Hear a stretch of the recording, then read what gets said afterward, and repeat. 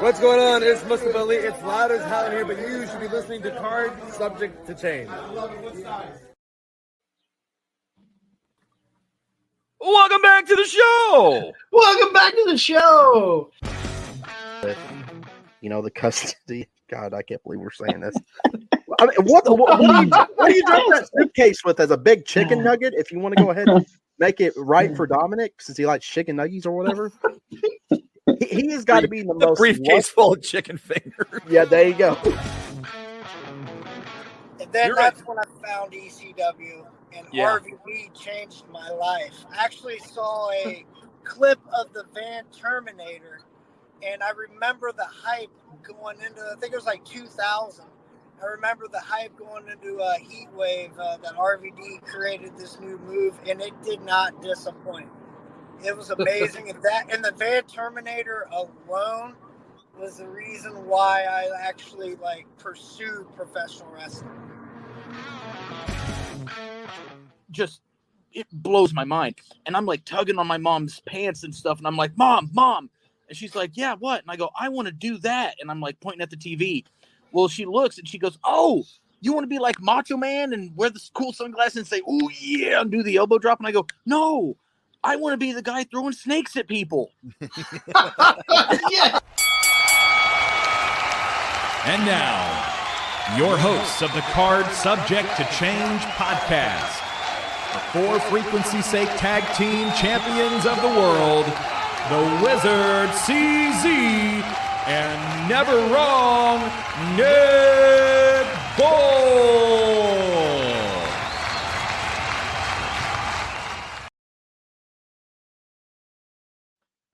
Hello, everyone, and welcome back to another exciting edition of the Card Subject to Change podcast, the podcast by the fan for the fan.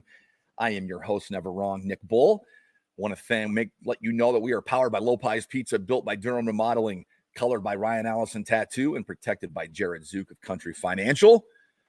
Episode 142, Keeping the Faith. Thank you for keeping the faith and coming back and joining us for another episode. We're so glad you're here. We couldn't do this without my co-partner, my co-champ of the For Frequency's Sake Network, the one, the only, the Wizard CZ. Wiz, how you doing? I'm feeling pretty good. We got to see some live wrestling last night. Always a good weekend when you can see some live wrestling.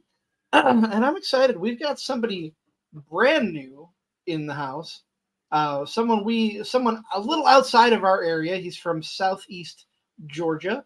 A little bit north of Jacksonville. We're going to bring him on here in just a minute. I'm excited to talk to somebody new, Nick. What do you think? Yeah, we were kind of sharing off air. Anytime you get to talk to somebody about wrestling is great, but talking to somebody new that you've never met before and talking wrestling and hitting it off with wrestling is really a cool thing. And that's what I really like about this show is I love all of our guests. I love having people on here repeat times, but those times we have somebody on the first time and get to pick their brain and hear their wrestling story and what they like about wrestling or what they watch in wrestling is really my favorite part about this show. So I'm looking forward to that part. Yeah, and we're going to bring him into the studio. He is a second-generation wrestler and an Army veteran. Let's welcome into the studio Mr. Johnny Faith. Johnny, how are you, my friend? Hey, gentlemen, good. I'm good this evening. It's good to see you guys, and thank you guys for having me on. It's a great opportunity, and I'm excited to talk wrestling with you guys and share some stories. Well, we want to thank you, one, for coming on, and also we want to thank you, two, for your service. We appreciate that. Hey, thank you, sir. I appreciate the support, and thanks. Well, Johnny, I'm going to kick it off like I always do every show, and I ask our first-time guests the same question. So I'm going to treat you the same, just like everybody else. Why pro wrestling? What got you hooked into this wonderful thing that we all love and want to talk about? So as a kid, I was flipping through Saturday morning cartoons, looking for something to watch. You know, it's kind of the same old stuff. I was bored, didn't really see anything. And then bam, I'd hit the channel and there was a WCW Saturday morning program on my television screen for the first time ever. And I was hooked, and I wound up telling my mom all about it and was like, you know, look at this. I found this, like these big guys, you know, they're beating the crap out of each other, you know, throwing each other around. And my mom was like, you should talk to your grandfather. because your grandfather did that in the 70s and early 80s. Ooh. Yeah. So, I'm like 7 years old. And my mom's telling me this. So, the next time I see my grandfather, which was, probably later that day or the next day, because, we all lived in the same neighborhood. So we were kind of a close knit group. I asked him all about it, and he was just like, I got so much to tell you, if you really want to hear. And, that's when he told me he was a professional wrestler. He worked in the Southeast. So he worked mostly North Carolina, Virginia, South Carolina, Georgia, some Florida, that area. He worked for the Crockett's for a little while, here and there, throughout his career as well. He worked for the IWA as well. And, he pretty much went all throughout the Mid-Atlantic and Southeast, during his about 8 or 9 year wrestling career. So bam, family lineage, that is what got me hooked on professional wrestling right there. We've never had an answer like that, Johnny. We've had people on that had a relative or so that maybe dabbled in the profession a little bit, but nobody that, sustained it for a 9-year run. And you're down there in the heart of. So look at that. Here's a picture of him and his tag team partner. My grandfather's the one with the goatee kneeling, but that's a picture of him and his tag team partner. What was the name of the tag team, and what was his ring name? I am unsure of the tag team name, but I know his ring name was Jimmy Faith. Okay. That is so cool. You are in the heart of the Mid-Atlantic territory, Georgia Championship Wrestling, and your grandpa was your grandpa was a part of that. I mean, if I was 6 or 7 years old and I had a relative, particularly a grandfather, that did that, my mind would be blown. I mean, you had to be like a kid in a candy store at that time. I was. It was very interesting, and then my mom would chime in some and be like, I remember going and seeing Dad wrestle, and, he'd bring home these great big belts. And, as a kid, I never really understood what those were. And, obviously as I got older, I understood. But, I remember going to wrestling matches, and Mom would drive us, to see Grandpa wrestle or to see Dad wrestle. And, that was pretty cool, that me and my mom had that connection as well. And then we wound up watching wrestling together throughout, the rest of my, teenage years and all that, up until I got out of the house. We watched wrestling every Monday night during the Monday Night Wars and all that. So that was a great, once I discovered wrestling and they realized I was interested in it, that was a great relationship builder, for my mother and for me and my grandfather as well. Okay, so you mentioned the Monday Night Wars. Whenever I hear that, in the back of my mind, my first question is, were you a WCW guy or were you a WWF guy? I was a WCW guy, and I'll tell you why. Because my grandfather was very particular with WCW. Because a lot of his friends, a lot of his, acquaintances, people that he wrestled throughout his career, wound up either working for them as either a wrestler or a backstage agent or in some capacity. And he didn't really like the WWF back then because, they were buying up all the territories. And, he really didn't like that his buddies were getting put out of jobs and they were trying to find other places to work. And he didn't really like that much about WWF, but, he was really keen to WCW. So I think that's where my heritage lies with WCW. Plus, that was the first ever wrestling program I ever found on TV. I was just going to ask, with being a WCW guy, was WCW Saturday Night, as Dusty Rhodes called it, the mothership? Was it appointment viewing for you back in the day? Every Saturday night at 6:05 sharp. Yes. Whether I was at home, whether I was at my grandparents' house, it didn't matter. If I could get on that TV and watch it, I would. Same with Mondays. Same with, even WWF shows like programming, like Shotgun Saturday Night. That used to come on really late at night on Saturday nights, and I'd be a kid staying awake late watching Shotgun Saturday Night. Once I figured out what WWF was, and once I discovered WWF and their programming, then it was 24/7 wrestling. As long as I could get a hold of a TV, I was watching it. So let me ask you this: obviously your grandfather, obviously your family heritage, but who do you gravitate towards in the world of wrestling? Who inspired you to actually put on the boots, put on the tights, and get in the ring? Who actually inspired? That's a good one. I don't know if I don't know if I've been asked who has inspired me in the world of wrestling. I always thought Stone Cold was really cool because he beat the crap out of everyone. And I always thought it would be a good idea or a good job to show up to work every day and beat the crap out of people, especially your boss. So I always thought that was probably a very fun job and something that I could do. And plus even growing up in the early 90s with the cartoonish characters, that WWF had, and how cartoony they were and how more they were inclined to, children and audiences of, small kids and stuff. I love that too, because you could be anything. You could be a garbage man kicking the crap out of somebody. You could be, the Brooklyn Brawler. Like, it didn't matter who you were. I was all about, contact sports growing up, I guess. Watching TV, beginnings of UFC and things like that. But, wrestling really, really, really helped me, pass the time, when it came to watching TV and all that. So to be honest with you, the only person I could really think of, besides like Ric Flair, and, the people that influenced me as well. Stone Cold, I always thought was cool because he just showed up every day and beat the crap out of people, including his boss. So I always thought, if I could grow up to do something like that, maybe that would be a pretty good job for me. We're joined here on the Card Subject to Change podcast by war-driven Johnny Faith, the podcast by the fan for the fan.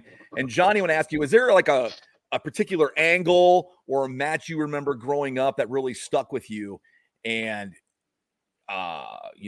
still sticks with you to this day? I mean, for example, I'll remember when Macho Man got bit by Jake the Snake's Cobra, and that really resonated with me as a kid. Like, I thought I couldn't believe a guy was getting bit in the ring by a cobra, and that like it still sticks with me after all these years. Is there something, a match or an angle that you saw growing up, or maybe in your teenage years, that really stuck with you and is very memorable for you?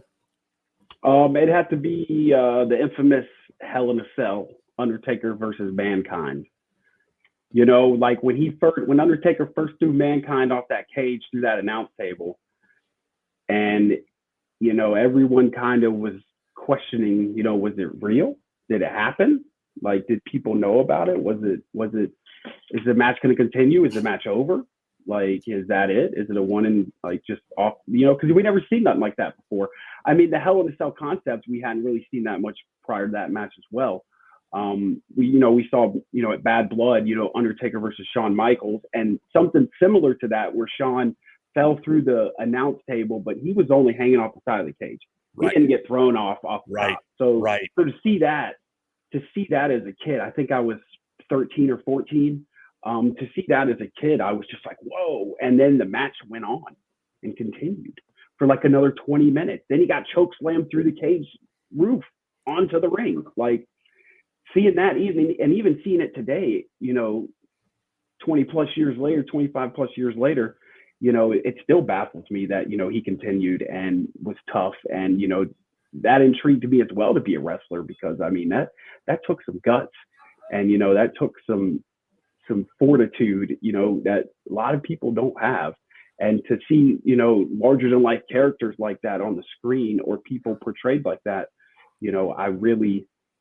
that really resonated with me, that match. And it'll always be a great moment in wrestling history as well, because I even watched it live, on a little 13-inch screen TV with my uncle and my grandpa.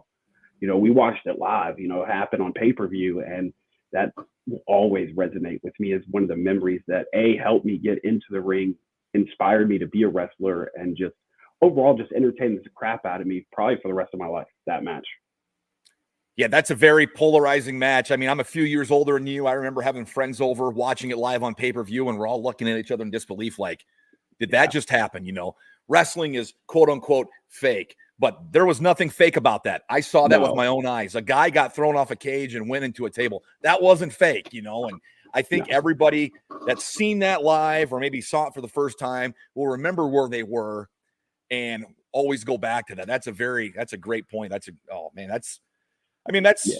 easily one of the most memorable matches of all time. Once you think about it, all the players involved and all the different things that happened. I know I know CZ, we've talked about this match ad nauseum before, just all the different intricacies of it. You know, you got Taker, Mankind, Mick Foley, whatever you want to call him. Terry Funk gets involved. I mean, there was like a pretty much lot. all the backstage people got involved. They came out there was trying to tell them to stay down. Like, hey, stay down, man. We're good. Nah, man, let's keep going. Let's get the tax out and, you know, like just beat the crap out of each other. Like that's all that match was just them two just brawling. Like it was just like a straight brawl. Like, and you know, I think Taker was just as shocked as the world was that Mick Foley kept going. You know, and I mean, if you look at him a few times throughout that match, his facial expressions is just like, I can't believe this dude is still going.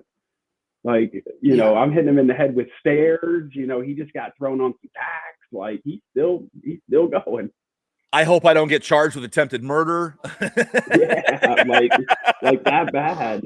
I mean, for something that's quote unquote fake like that, it all felt so real because all the involvement of everybody was concerned. I mean, it's one of those you always remember where you were for sure. Yeah, and I even remember as a kid, Grandpa taught me the tricks and trades of the business, you know, here and there. He didn't try to spoil everything for me because I was still a kid. But you know, when the people with the gurneys would come out, when the ambulance, you know, the EMTs would come out, you know, then I would be like, oh, that's the real deal right there. Like they really got hurt, or you know, something went wrong, or you know, something, you know, and you know, the illusion, I think, you know, and even probably my innocence as a child probably contributed to that disbelief when it comes to the ambulances. And then, you know, years later, you know, reading all the interviews about how that match went and how like it was like Terry Taylor and Funk just telling Foley to stay down, and you know, it's pretty cool, and it will always be a special place and a special match in my heart, you know, probably for the rest of my life. Something I could probably watch every day at least once. For sure. So what are you watching current product? Where do you gravitate towards now? So I am actually not watching any current product. So what I have done is I started WWF Raw when it first went on the air. So in 1995, I started all the way at season 1, episode 1, and I have worked my way through all those episodes of Raw, all the pay-per-views in between, and I am up to almost the first edition of SmackDown. So I'm up to August of 1999. So I've watched pretty much WWF from like 95 to 99 over the last probably 2 years of my life. I don't watch any new product except for things that people send me or that I see on Facebook or things like that. So I'm not saying I don't watch it completely. It's just I'm not really keeping up with it. I'm trying to, I don't know. I've been on this kick for trying to watch all the WWF stuff that I can, you know, up until I guess a certain point. And then I'm going to go back and do the same thing with WCW. I'll start probably in 1995 before the Monday Night War started and work my way all the way up at some point. And then, you know, I'll start maybe with TNA or something. I don't know. But, you know, I do follow the product. It's just not very closely. And, you know, it's not like if you ask me questions about AEW right now, I probably wouldn't be able to understand or help you with that. And it's not that I don't like it or anything like that. It's just right now I am on, you know, this binge watch of WWF throughout the mid 90s and late 90s. Well, let me be the first. I'll speak for CZ here. And thank you for your dedication to going back and doing that. I've always wanted to do that. And it's just like, I don't know if I can. I mean, that takes some time and dedication. What is the biggest thing that sticks out to you in those early years of Raw? The way the wrestling was presented, because it was, if you look at the beginnings of Raw, there really wasn't a stage. The lighting wasn't really that great. They were in the Manhattan Center. So, I mean, it wasn't a well-lit building, anything like that. There were maybe a couple thousand fans there. So the way the wrestling was presented, you know, because they were building, you know, they really were, you know, they were really trying to, you know, compete with WCW, obviously, or at least trying to start to see if they could. Yep. And if they could put on a good weekly product and not the weekend shows like Shotgun Saturday Night or, you know, the other Saturday morning show that they started putting out, you know, they wanted a primetime slot. And, you know, those early days, the wrestling was really good. The storylines were okay. It had the cartoon character gimmicks. still obviously. And, some people didn't really like that. But if you paid attention to just the wrestling itself, ignore the characters, ignore the crowd, ignore everything, just watch the wrestling. And that's what I'm doing. I'm just watching the wrestling to study. I'm just trying to study. And, I look at the wrestling and how good it was back then, because it really was. Proverbial student of the game there, going back, watching old school Raws. The one thing that stands out to me of the old school Raws are Macho Man on the announce team. And the beginning of the show, they always were like, uncut, uncooked, uncensored. And just that always brings a smile to my face hearing Vince and Macho Man saying that particular line. Yeah. We're joined here by Johnny Faith on the Card Subject to Change podcast, the podcast by the fan for the fan. We are powered by Low Pies Pizza, built by Durham Remodeling, colored by Ryan Allison Tattoo, and protected by Jared Zook of Country Financial. I guess we'll still stick with this 95, 99 era of wrestling you've been watching. Outside of that King of the Ring match, from either Raw or those earlier pay-per-views during this time, what sticks out to you besides, the quality of the wrestling? Is there a wrestler that really hopped out at you as you go back and watch this again for like the first time? And is there a particular match that stands out for you? So another thing that I also am paying attention to is the evolution of Stone Cold Steve Austin between this time period. So from like 1995, when he first came to WWF, when he was like the ringmaster, Yep. And all that, and held the $1 million championship belt and all that, all the way up until probably that infamous Austin 316 promo at King of the Ring. Just watching the way he evolved throughout that time period, where he became more of himself than he was the ringmaster or stunning Steve Austin or, the Hollywood Blondes. He became a more authentic version of himself. And pretty much just showed up to work every day, mad as hell, ready to beat somebody up, and watching that evolution and watching that crowd really, really eat at that, because, that crowd is that blue collar worker that hates their boss, that wishes they could go into work and stun their boss and, flip them off and, do all that stuff. Watching him evolve over those 3 or 4 years was really eye-opening. I like that word a lot, evolution, because that era, you saw a lot of evolution with a lot of different wrestlers, like The Rock. You mentioned Stone Cold, Mankind, Triple H. They all evolved from these early characters that weren't necessarily the greatest thing ever, but here we are, and they become some of the greatest talents to ever step in the ring, in my opinion. Yeah, definitely. I mean, you had The Rock.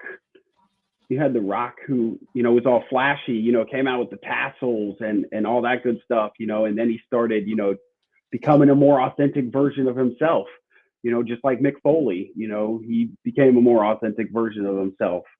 And the evolution of those characters between that 95 and the Attitude Era was I really liked watching, because, it went from cartoony to the real deal, and let's get it on, Oh, yeah. And towards the end of where you're at, the 97 through 99, WCW really brought that out in the WWF, because they had to change what they were doing. WWF for a long time, like you said, had the cartoony gimmicks, had the people who had to have a secondary job. I'm looking at you, Duke the Dumpster Droese. But WCW really made them change the game, and in doing so, made the product just better all around. Yeah, and I mean, even at that time, WCW was doing great things. Their wrestling was really good from pretty much from 95 to like 98, 99. WCW had some great wrestling. You could turn on, Nitro and expect, quality matches for every match, not just, one or two good matches here and there. Every match was good. The cruiserweights were good, even up into the main event.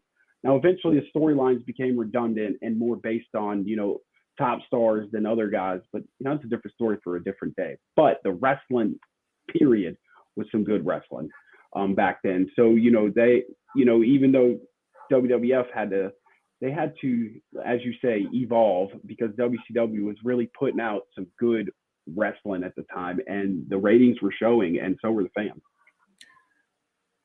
Johnny, I agree with you that WCW mid-card on Nitro, I would go out of my way to watch. I loved the cruiserweights. I loved even the TV title chase at that time, because you had Steven Regal. You had Fit Finley.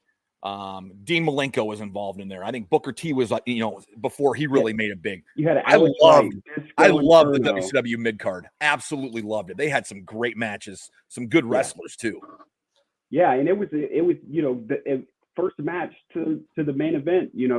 Sometimes the main event was hit or miss. It all depends on what the story was drawn for that night. But you could always count on those first 3 or 4 matches of Nitro to be really good, because that's where you saw, like you said, your Steven Regals, your Fit Finleys, your Booker T's. You would see these guys, and they're freaking phenomenal wrestlers. And, just right off the bat, to see some great wrestling, WWF had to figure out a way to counteract with that, because like the Wiz was saying, it was cartoony and all that, where WCW was putting out real authentic, knuckling up wrestling, and WWF had to evolve. They really did, and they did it in a hell of a way, because it changed everything that WCW did, made WWF change, which changed the business as a whole. And yeah, there were times between then and now where it got stagnant, but for the most part, everything changed for the better, in my opinion, because you got those real life interactions. It's not just, oh, I don't like you because you're a clown, or something ridiculous like that. It's, oh, you're cheating. Like what pops into my mind, the whole Edge and Matt Hardy storyline, that was 100% real. They had that real animosity, but they were professional enough that they could work together, and it looked good. Yeah, definitely. I liked how you brought that up, because I really like that, because when that happened, Matt Hardy was wrestling for Ring of Honor, and back then it was like WCW or WWF was like a monopoly. So pretty much we knew that if you were wrestling for Ring of Honor and these other independent companies, you weren't wrestling for WWF, because they were exclusive WWF talent only. So when you saw Matt Hardy show up here and there, beating up Edge backstage, coming through the crowd, stealing the microphone, doing his promo, giving props to Ring of Honor, telling WWF to screw themselves, that was real. And, that was authentic. And that's what drives people. At least that's what drove me. That's what made me really enjoy the wrestling post-cartoonish WWF, if that makes sense. Was that realness? Absolutely. I mean, I feel the world of wrestling, these writers, the creators, they're throwing everything they can at the wall. But I think the stuff that sticks the most is the real. When you're as real as possible and it comes across as real, that drives home with the fan. And you're right, with that Matt Hardy and Edge thing. You're right. WWE had a monopoly at the time, and they wouldn't let their talent work anywhere else. And as a wrestling fan, he's in Ring of Honor, but how is he here on Monday night? That was a major deal. I remember when that was happening. I know CZ and I were working together at the time and couldn't believe how big of a deal that was when it was happening. That was 2005, when a talent was on the indies, working for the indies, and then shows up on WWE. I mean, that was a very big deal. I'm glad you brought that up, CZ. Yeah, me too. Because even back then when I saw that happening, it got me thinking about when ECW first came to WWF in 1998, I think. It was 1998, 1999, somewhere ECW. Somewhere along there, yeah. Yeah, and they were doing a program with Jerry Lawler and, all that. And he even went on their show and all that. So it got me thinking. I was like, maybe it's the real deal. I don't know, maybe not. But then the whole love triangle, Matt Lita, Edge thing came out. So then you were like, oh, wow. So they're actually going to brawl at this next pay-per-view. So I might have to pay $50 to watch Matt Hardy beat the brakes off of Edge for stealing his girl. I think Matt Hardy wound up losing over some BS screwy finish. But other than that, that was good, though. But it was real. It was raw. And that's I think that's, what really drove home the Attitude Era on both sides, WWF and WCW, because they got away from all that cartoony smoke and mirrors and just focused on the realness and the wrestling.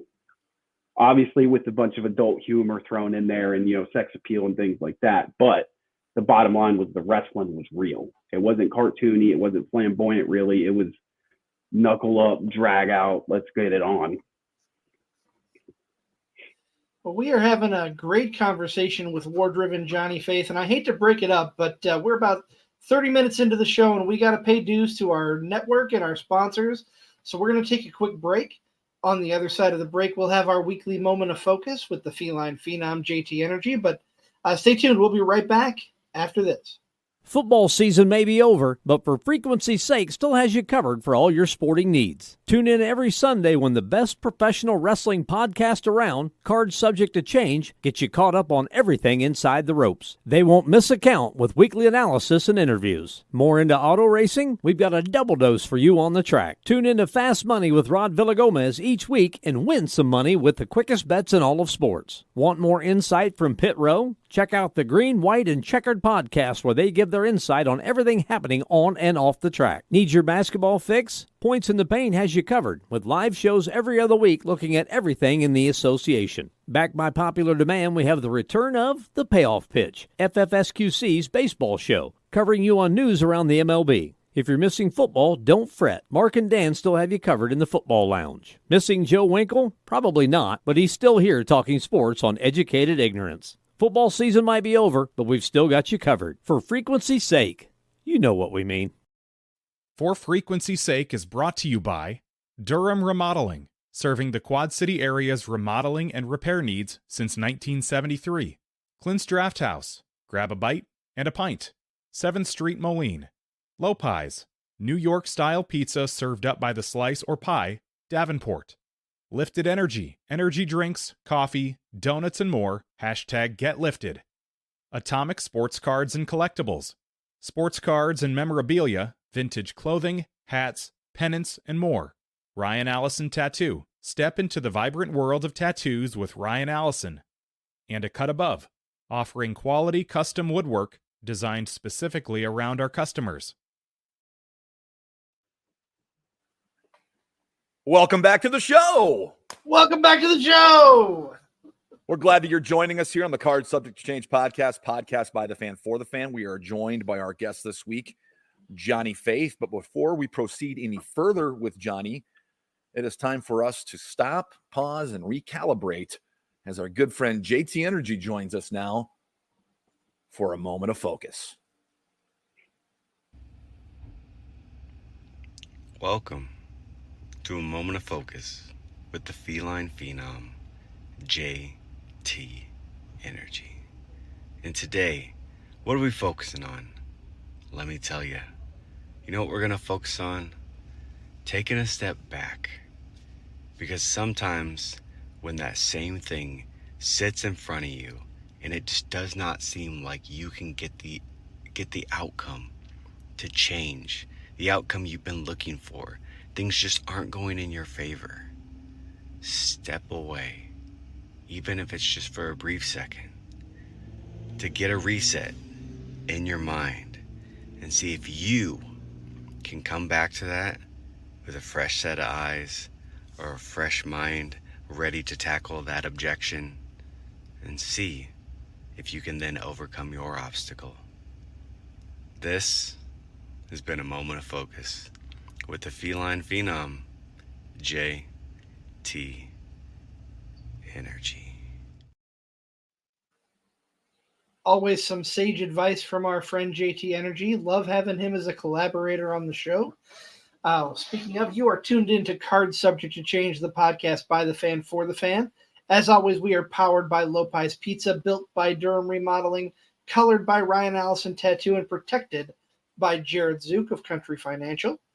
We are joined this week by a war-driven Johnny Faith. Johnny, I want to get serious. We've been having a lot of good conversations about wrestling, but I want to talk about real life here. I know you are recently making your comeback in the last few months into the ring after a pretty serious medical medical issue. You had a heart attack. Talk about what it was like coming back after something like that. So on March 6th of this year, I had a heart attack. I was putting together my kid's bed, bunk bed, and had a heart attack in my driveway. It was pretty tough. I thought my career was over because I didn't know exactly how bad it was. Wound up having a single bypass open heart surgery on it. They wound up, instead of taking a vein from the leg like they're supposed to on a bypass, they wound up taking an artery from my forearm. And because I'm so young, so they wanted to try something. So it's a procedure that it's not really, it's not a lot of people get it done because they're, usually when you have your heart attacks, or God forbid, hope not, but usually it's an older crowd. And I'm very young, obviously. And so they took the artery from my arm, fused it, bypassed it, had no damage to my heart, even though I had 98% blockage in my heart. Wow. My heart had no damage whatsoever. So I thought, there for a second until they got in there and did the surgery and saw, gave me testing and all that, if my career was still going to be a go or not. So I pretty much sat on my hands for about a month waiting on the answer. So I pretty much had already accepted the fact that I believe my career was over. So when the doctor came back and told me there was no damage to my heart, and as long as I can slowly but steadily work my way back, I should be able to return to full activities. And at the end of May 28th to be exact, I was cleared for 100% full activities. Almost 3 months after the initial heart attack, I was cleared for full 100% activities. So I slowly started going to the gym, slowly started, I went to cardiac rehab, obviously afterwards, just to check on my heart, make sure, put me through some stress tests, to get me fully released for activities. So I spent the entire month of June pretty much preparing for everything. I, did cardiac rehab. I went to the gym slowly. I started eating better. And then I had my first match on the 29th of June. So 29th of June, so almost 4 months after my heart attack, I had my first match. And, it was really enlightening because I spent that entire month of June doing exactly what I needed to do to get back to where I needed to be. I'm still working at it. I am not 100%. I'm still slowly building back towards it. I have had 3 matches since my heart attack. Since I've been fully cleared in May, I've had 3 matches. It has been a tough uphill climb, trying to get back, trying to build my strength back. I lost about 30 pounds, I think. During those 2.5 months, I pretty much sat around and couldn't do anything. And I am slowly building back. Since May, I want to say I'm close. I'm probably in between 90-95% back to where I was. It has been a journey. It's something I work at every day to make sure that I am taking precautions. Even though I've been fully cleared, I am still going to take those precautions, and I am still going to do what I can to make sure that I'm back to where I was at before, and if not, back to being better than before, because the no damage to the heart was a real eye-opener, and it was a miracle, and I do not want to take that for granted. So I want to do what I can to make sure it stays that way and that I can wrestle for as long as I'm able to. Absolutely. That's an amazing story. And it's got to inspire, it's got to motivate you, as it definitely sounds like it motivates you to just be the best you can be in and out of the ring.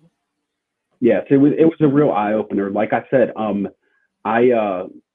they attributed my heart attack to bad genetics. That's the only thing they could really chalk it up as, because my cholesterol tests were good, my blood pressure tests were good. I was a healthy person overall, but they really they couldn't pinpoint anything. So they thought that it was a hereditary thing, or possibly it could have been something from my military career as well, but most likely it was hereditary. And it was just one of those freak things that happened, and miraculously, there was no damage. or very, very minimal to where they couldn't even tell. To talk about your first time back when you are getting introduced, you're coming back for that first match. I mean, you blow a knee out, they got a timetable for it. If you have a broken arm, they have a timetable for it. Really not a timetable for what happened with you. So as you're battling to make it back in the ring, getting healthier, what was it like coming back for that first match? Like I said, I spent that whole month of June preparing because there's a company that I wrestle for a lot more than others. It's Heartland Championship Wrestling out of Wichita, Kansas. They are my home company. It's where it's my trainer's company. It's where I was trained.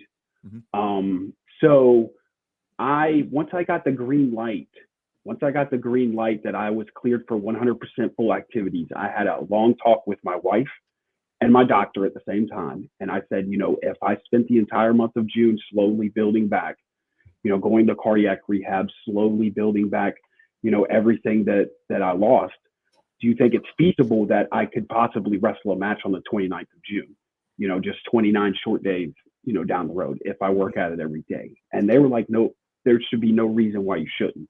So I messaged Billy Simmons at Heartland Championship Wrestling, my trainer, and was like, hey, I'm coming back early, a lot earlier, because, October, November, December timeframe was what I was supposedly looking at. Wow. It was going to be a lot longer, when they first, before they had done all the testing and checked my heart to make sure how much damage there was and all that. They just threw a number out there and was like, 8 months, 7-8 months, you're already going to be out 7-8 months. And, obviously in the back of my mind, I was like, it's going to be sooner than that. Mm-hmm. Safely, obviously, but I guarantee you it's going to be sooner than that. And, so I messaged Billy Simmons and was like, hey, I'm cleared for full activities and I'm about to spend the next month, getting in shape, back in the ring, back in the gym slowly, all that. You got an opportunity for me. Like I'm ready to come back and try. Mm-hmm. He's like, yes. So what we did was we did this build up, showed me training every day at cardiac rehab. It wasn't even like, it was a surprise appearance. No, people knew I was coming back.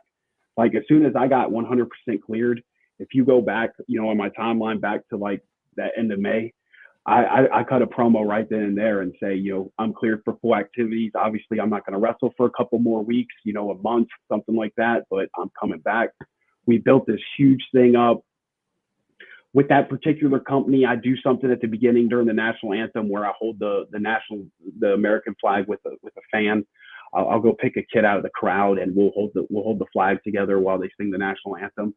And they didn't even want me to do that because they wanted them to see Johnny's face the very first time during the show, during my entrance, during my match. So I was match 1, first wrestler through the curtain, and that place just exploded, and it just like blew everyone's mind. Even though I had hyped it up for an entire month, the whole month of June, I had hyped it up. There were still people that don't have social media or don't follow it as much that were just blown away. They were like, oh my God, I had no idea you were going to be here. And like, this is crazy. Are you good? Like, are you sure you're good? Are you sure you should be wrestling?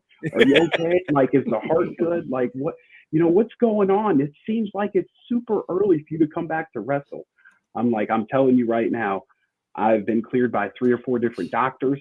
All my tests checked out. I am cleared. There's no damage to my heart. As long as I slowly make my way back, there is no reason why I should not be wrestling.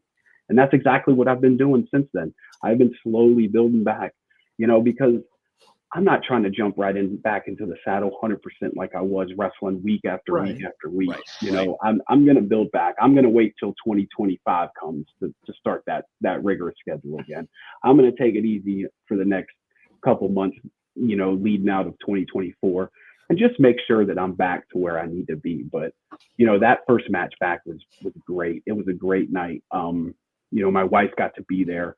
We made the trip to Kansas together, 18 hours in the car. And, it was probably one of the greatest nights of my life because, I proved not only to myself, but to the world, actually scratch that. Let me rewind that. Let me reverse that. I proved to the world but not wait. I proved to myself. How about that? Let's just not the world, myself, that I could have gotten it done quicker than 7 and 8 months. And I did it in 4. I didn't have the time the doctors thought I was going to do it in, because I did what I was supposed to do. I focused, and I did not let it defeat me whatsoever. Johnny, you mentioned the explosion as you're walking out of that curtain. Walk us through what's going on in your mind as you walk out for that return match and the crowd just goes wild. So I'm, like I said, I was match 1, first wrestler to the curtain. So I'm already geared up. Like, I've been geared up for like 3 hours, anticipating, like just ready. Like, you know what I mean? I'm just ready to be back. Like, I'm ready to just walk through that curtain. And I could have had crickets. There could have been nobody in the stands, and I would have been happier. Like, it would have made me just as happy, you know. But to listen to that crowd just go insane, like to hear, you know, when my music hits, you know, at the beginning of my music, it's air raid sirens for about 10 seconds, and then the music actually hits. When I hear them cheering before that music even hits, during those air raid sirens, I'm backstage just tearing up right before I go through that curtain. And I know that as soon as I go through that curtain, the waterworks might come just a little bit, but you know, it was a great moment. And it was a moment that I didn't think I would ever be able to experience again at one point, because, you know, wrestling saved my entire life. It really did. And it has on more than one occasion. And to be able to walk back through that curtain after something so life-threatening happening to me, you know, was really a blessing and an eye-opener for sure. So I didn't take it for granted. And, you know, every now and again, I'll watch the match back just to hear that. You know, if I need a little pick-me-up or something, like, you know, I'm not feeling it today, I'll watch that back and just be like, listen to the way they were.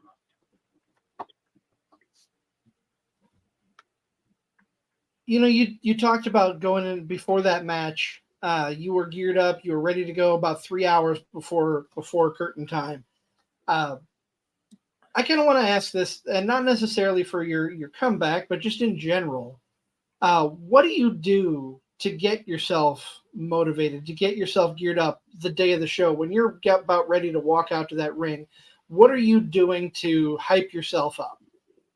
So honestly, you really.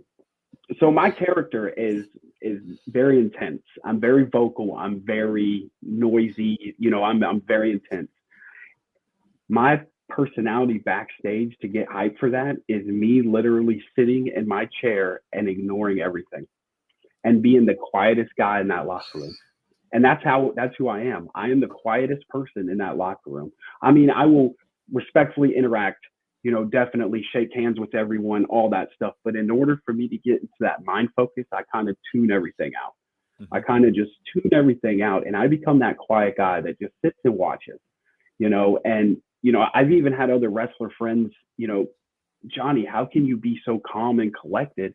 But as soon as your music hits, it's like the switch flips and you become like this crazy, like intense person. But backstage, you know, you're just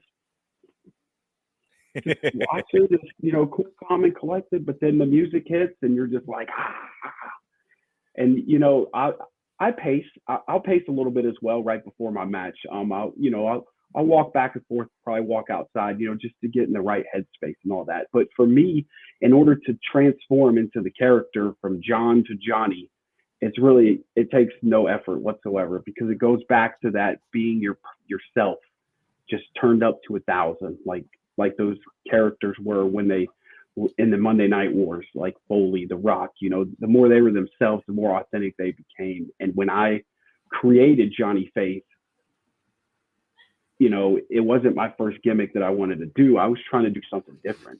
I didn't want to do a military gimmick. I wanted to do something completely different, you know, but it came so natural to me that it was a no-brainer, you know. And the authenticity behind it is 100% real.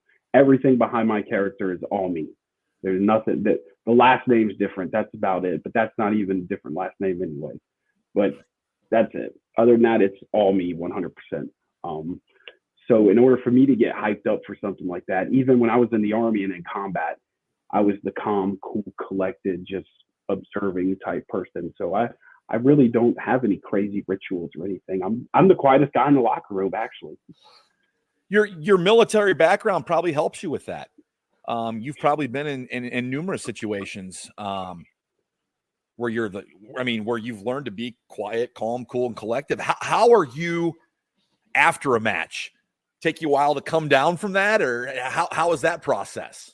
So usually I'll take it easy for a second. Like I'll whoever I'm wrestling, or whoever's involved in the match, referee. First I'll get with the promoter and make sure, hey, is that what you wanted? Like, we good? Like, I just wanted to check in with them to make sure that, that's what they needed for their show or wanted. Then I'll check on my opponent, make sure he's good. Then I'll check the referee if they're not reffing another match or something. And then once I shake all their hands and re-thank them for the opportunities and stuff, then I will go for about 10 or 15 minutes and just cool down, get out of that mind space, take it down a couple notches, because sometimes it's kind of hard to flip the switch off. Sometimes I'm amped up for a while, especially if I'm like early in the show, because then I hear everybody out there cheering and stuff, and it still keeps me all hyped up. And then I got to go out there for intermission, so I still got to be all hyped up. So usually I just go gather myself outside, somewhere for about 5-10 minutes all alone, and then I'll just, it'd be like a normal thing. I'll just go back to my normal quietest guy in the locker room. That's awesome. Let's kind of shift gears a little bit. One thing we like to do, the name of the show is Card Subject to Change. So every once in a while, we like to play a little fantasy booking. I want to ask you, is there anyone that you, whether they are living or dead, past or present, is there anyone you would love to step in the ring with to have Cody Rhodes? Oh, Cody Rhodes. Gonna take that WWE title, I see. And even if you asked me this question 10 years ago, it'd be the same answer. It's been Cody Rhodes, like ever since I can remember. It's been Cody Rhodes. I don't know what drew me to really liking Cody Rhodes as much as I do. I'm talking like even back when he was with Legacy and all that. Like, I'm talking early Cody Rhodes all the way to now. I mean, I know a lot of people are on the Cody Rhodes train, and that's great. But I've been following him for a minute, and I've always wanted to step into the ring with him. To be honest with you, I just want to get hit with the Crossroads. Like, I'm not gonna lie, I just want to see the Crossroads up close. How many Crossroads would it take to put Johnny Faith away? But I mean, Cody Rhodes, anytime somebody asks me who I would step into the ring with, past or present, I mean, Grandpa's always number one. I'd love to step into the ring with him. Me baby, him heel. He was a super bad heel. That's always number one in my book, but obviously can't happen. So Cody Rhodes is always, he's always going to be an answer that I throw out there to people, because I've always admired Cody Rhodes and his work, and not because of who his dad is either, because of who Cody Rhodes is. Absolutely, he is definitely not in his father's shadow, and he worked really hard to do that, whether it's back in the early days during Legacy, or even when he saddled with a terrible gimmick like Stardust. He worked really hard to do the best he could with what he was given. And I love that answer, because it feels like you're very much the same. Yeah, and we even talked about, I think, pre-show, about gimmicks that people shouldn't have had. And I'm not saying the Stardust gimmick wasn't a gimmick that Cody shouldn't have had. I mean, obviously, people were kind of baffled by it and wondering why a guy like Cody Rhodes got a gimmick like that. But if you look at his brothers, kind of understand why. Hey, it works with one Reynolds, can it work with the other Reynolds? And like you said, Cody Rhodes took that Stardust gimmick and ran with it, and just did all kinds of stuff that I didn't think was possible with something like that. Because you don't really see many cartoonish characters kind of like that in WWF anymore, or WWE anymore. While we're on the subject of Cody Rhodes, I absolutely loved the dashing Cody Rhodes. With the mask and the way he hit his face and he was ashamed. And I love that, dude. I thought he nailed that. I thought he knocked that out of the park. And I mean, I know we'll never see that again, but I really love that time for Cody. And he brought back that old school Intercontinental belt. Yes, he did. With the white strap. Yes, he did. Yes, he did. And that is the best Intercontinental belt of all time. I don't care. Yeah, he brought that back. Yep. You know, but his American Nightmare freaking thing he's on right now is just, whew, just hard. He's on an incredible run. That's for sure. He is, and you know, I'm very happy for him, and I'm, you know, I am glad that everything has framed out for him the way it has over the past couple of years since he left AEW and, you know, went back to WWE and all that, you know, because that was a big question mark, you know, back then, you know, with Cody Rhodes. You know, once when he jumped ship back to WWE, I was, you know, it was kind of question marks, like, were they gonna take care of him, push him, bury him? Like, what are they gonna do? Put him on the shelf? Like, give him another Stardust gimmick? Like, what were they gonna do? And no, he took that opportunity and just straight to the top. Absolutely. When he made his return at WrestleMania 38 and Kingdom hit, that goosebumps. I got chills. Yeah, definitely. And then you saw the little graphic pop up on the screen right there, and yeah, it was good. But you know, he will always be a wrestler that I will always would love to get into the ring with if it was ever possible. You know, no matter what. I mean, you know, because not just because of his lineage and his heritage and his family name and all that, because of who he is as a person. You know, I met him a few times as well at some indie shows and all that. And he was always a stand-up guy, always a nice guy, always wanted to spread some kind of knowledge, some kind of something out there to you, just get you learning a little bit. That's always great to hear. I love hearing those type of stories about guys when you meet them, how great they are. And for the most part, you meet wrestlers and they're pretty cool. You know, very rarely do you get, I don't know if I've been blown off or anything like that, but it's great. I haven't met Cody. I'd love to, but I love hearing that he is what he is on TV. And that's cool. That's cool. Yeah, definitely. He is. Well, we are talking with Johnny Faith on the Card Subject to Change podcast, the podcast by the fan for the fan, powered by Lopez Pizza, built by Durham Remodeling, colored by Ryan Allison Tattoo, and of course, protected by Jared Zook of Country Financial. Johnny, we've had a fantastic conversation, and I know we're very respectful of everyone's time. We're getting close to that hour mark. But before we get you off the hook, got to let people know where they can find you on socials and where they can see you coming up in the ring. All right. So my socials, I am on X or Twitter, whichever one to call it, Instagram and Facebook, and it's all at Johnny Faith 704. Same with my YouTube and my TikTok. So Johnny Faith at Johnny Faith 704. That is where you can find me everywhere, pretty much. And then I got a show this weekend in Matthews, North Carolina with Extreme World Wrestling. It is the Capone Cup Memorial Tournament. So I will be close to my hometown of Charlotte, North Carolina. I think Matthews is about 20 minutes away. This weekend with Extreme World Wrestling. And then the following weekend, 24 August, I will be in Wichita, Kansas for Heartland Championship Wrestling to finish out the month of August. I've got one more question I want to ask regarding finding you out there on the wonderful internet. You talked about rewatching that first match back. Where can we find that first match? Is it on YouTube, your return match? I can put it on YouTube. Actually, it is not on YouTube. They actually have it on their Patreon subscription. Heartland Championship Wrestling does, but I can put it, I believe, on my YouTube page now. So maybe that's something I need to look into on getting done as well, because I never really thought about, sharing the love. I mean, it's on their Patreon and that's a subscription thing. I understand that, but I think I might be able to swing something for you gentlemen, for sure. So y'all could check that out, because sure. It's very surreal, and even the whole match is very surreal, and even the ending and the way it ended and all that. So the whole 15 minutes was pretty good. But yeah, I will look into that for you, Wiz, and I will get back with you. And if anything, I could just throw it up on my YouTube page and send you a link or something. And you can watch it, because I don't want to take away from HCW.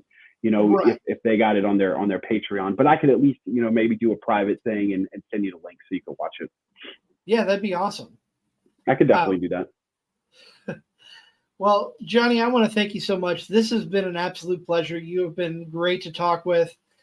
Please come back anytime. We love talking wrestling, and you got some good stories. Definitely. I enjoyed it, and I will definitely come back whenever I can get back at it. Definitely.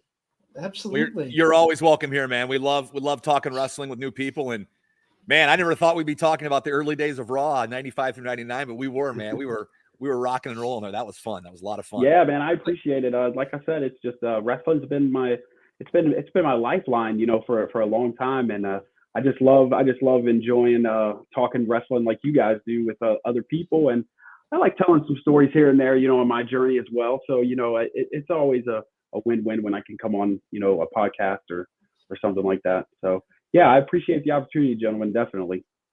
Absolutely. Absolutely. Nick, we've got a big week next week. Are you excited for this one? It's been about a year since we've had the for frequency's sake Kingpin on the show, introducing him, indoctrinating him, if you will, into the world of wrestling.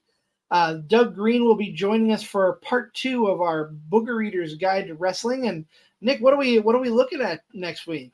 We're looking at the Summer of Punk. Be 2011, the infamous pipe bomb promo, the match at Money in the Bank with John Cena. I think we're looking at another promo in there, and of course, the kiss to Vince as he left the arena. Johnny Faith knows what we're talking about there, and of course, we're talking about his match at SummerSlam that year as well. So we'll be encompassing all of those. That was definitely a hot time in wrestling. It does not seem like it was 13 years ago, fellas. That Punk was doing that stuff. It seemed about 5 years ago, but here we are 13 years later, and we'll have Doug in studio to talk about all the antics of CM Punk from that summer.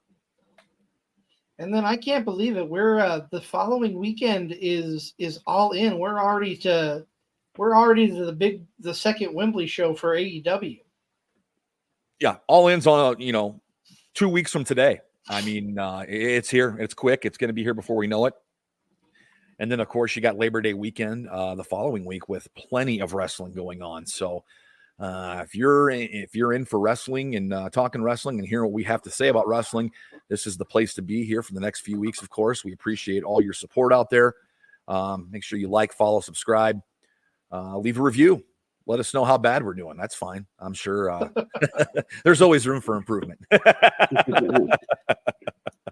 Yeah, and if you're new to the show, you can find all our archives over on YouTube at CSTC Podcast. Give us a subscribe, a like, share some of our videos. We're working on doing more short content here in the near future. So keep an eye out for that. But that's going to put a bow on this episode of Card Subject to Change. Again, thank you to Johnny Faith for joining us here in the studio. Hey, thank you, gentlemen, for the opportunity. Thank you. Absolutely. Absolutely. For my tag team partner, one half of the For Frequency's Sake Tag Team Champions of the World, he is never wrong, Nick Bull. I am the Wizard CZ, and we will see you next week right here on Card Subject to Change.